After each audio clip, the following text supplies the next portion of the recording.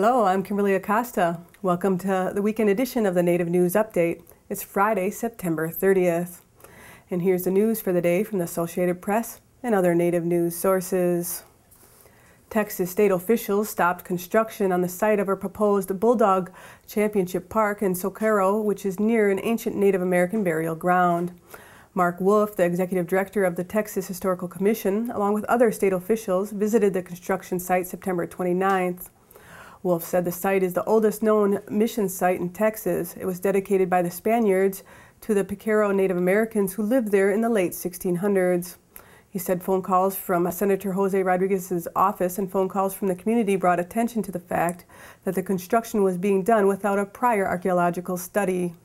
Eugene Trujillo is part of the Piro family. He tells a story of his distant relatives being brought as slaves to the area that is now under construction. The history proclaims that we, Piro Native Americans, have been extinct, Trujillo said, but we have not left. We are still here. Trujillo takes issue that the fact that no archaeological study was done before Socorro started construction near the burial site. But he is at least happy that the state officials stepped in and stopped construction. He said if the mission site can't be preserved through state efforts, he and his family might take the issue to the federal government. Wolf said the city is working with the state to learn more about the land. The prehistoric Native American archaeological site that filled the heart of northern New Mexico's Bandelier National Monument has reopened to visitors 3 months after the largest wildfire in the state's recorded history sent employees scrambling to save rare artifacts and irreplaceable artwork. The monument's visitor center and biggest concentration of prehistoric cultural sites survived the fire and a second threat, post-fire flooding that sent ash, sediment, and charred debris into the heart of the monument.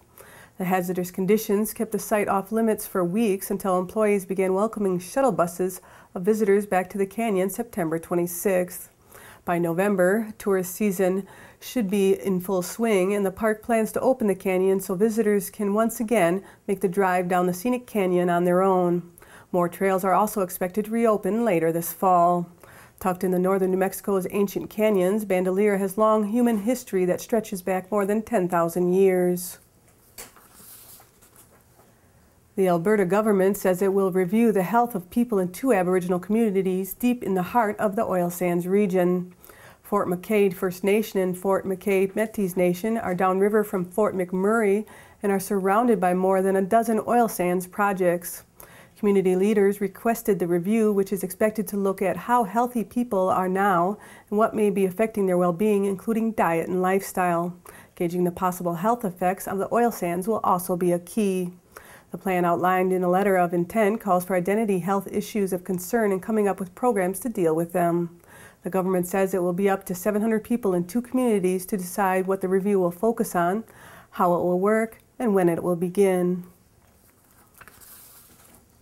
On September 25th, the San Manuel Band and KVCR launched FNX, which is First Nations Experience Television.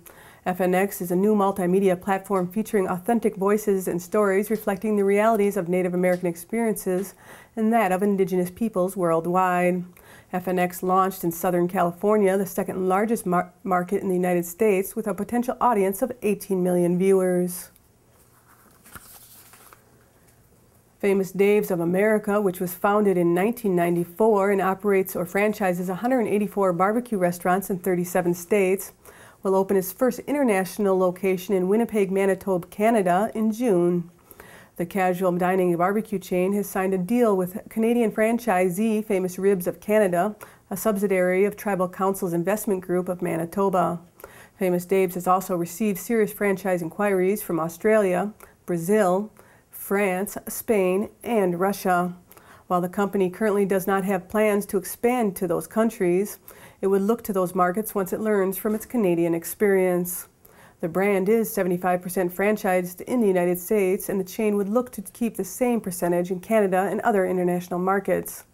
TCIG also shares a cultural synergy with Famous Dave's, as its First Nations heritage aligns with that of founder and chairman Dave Anderson, who is a member of the Lakudere Ojibwe tribe in northern Wisconsin. In addition to now franchising Famous Dave's, TCIG owns and operates the master franchise of Wok Box, a quick-service Asian concept. They also own Arctic Beverage Limited, the only Pepsi bottler in the world operated by a native tribe, and which services the largest territory in Canada with Pepsi and Frito-Lay products. On Thursday, October 6th, internationally acclaimed Native American environmental justice activist and Harvard graduate Winona LaDuke will give a public talk on religion, faith, and the land from a Native perspective as part of the UW-Madison Multicultural Student Center's Institute for Justice Education and Transformation's program theme, Faith or Justice, Ironies, Inequalities, and Ideologies. Free and open to the public, the lecture, co-sponsored with the Nelson Institute of Environmental Studies, will be from 7 to 9 p.m. at the Memorial Union Place Circle Theater in Madison, Wisconsin.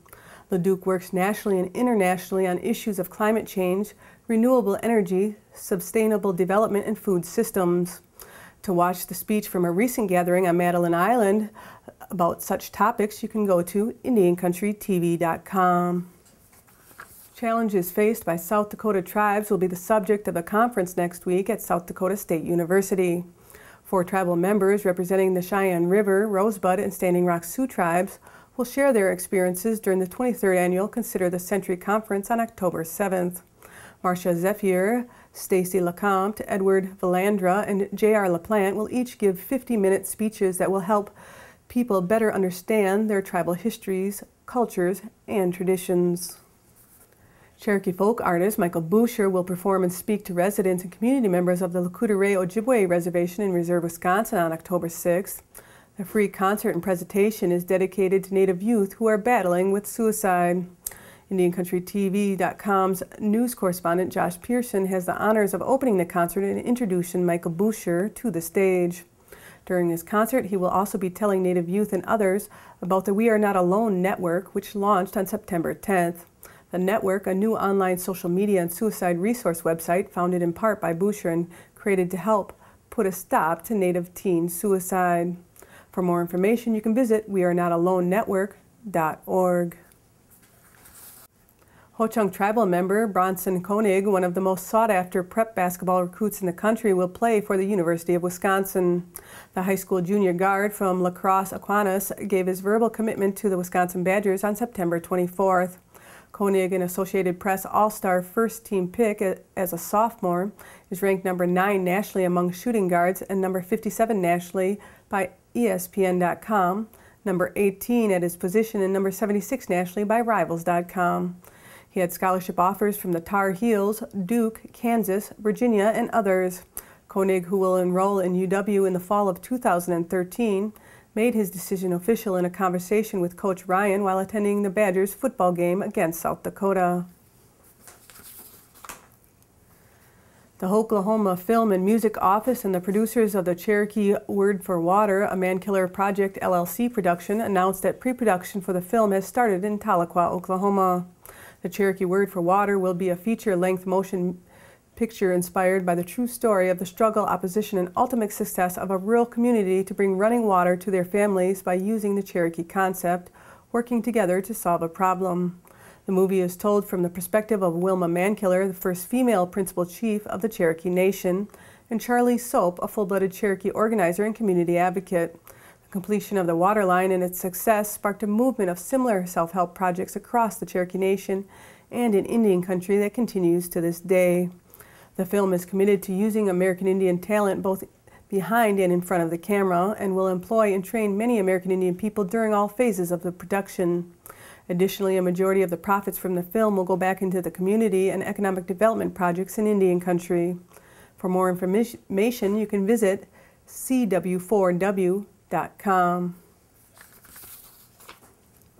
Sister Sky, producers of natural Native American-inspired personal care products, has partnered with U.S.-based manufacturer Marietta Corporation to produce and distribute a unique hotel amenity program. This new partnership will provide Sister Sky with access to a broader network of distributors by utilizing Marietta Corporation's proven hotel amenity manufacturing and distribution capabilities. In turn, Sister Sky expands Marietta's distribution to include Indian gaming properties in the United States and Canada. For more information, you can visit sistersky.com.